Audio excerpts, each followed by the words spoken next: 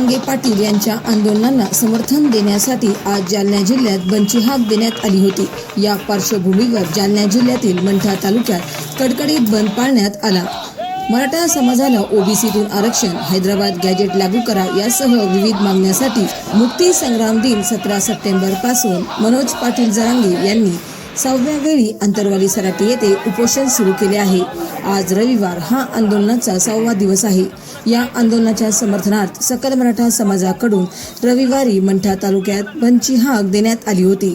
यामध्ये पूर्ण जिल्ह्याने सहभाग घेतला आहे। छत्रपती संभाजी महाराज चौक ते छत्रपती शिवाजी महाराज चौक परिसर सह अनेक भागात कडकडीत बंद पाळण्यात आला। तसेच काही अनुचित प्रकार घडू नये म्हणून पोलीस दक्ष दिसून आली। चौकात पोलीस उभे दिसून येत होते। शहरात सर्वच ठिकाणी तगडा बंदोबस्त लावण्यात आला होता। तर मंठा पोलीस निरीक्षक रवींद्र निकाजे, उपनिरीक्षक कैलास भारती, उपनिरीक्षक संतोष माळगे, सतीश आमटे, मनोज काळे, बनखत श्याम गायके हेही रस्त्यावर उतरले होते।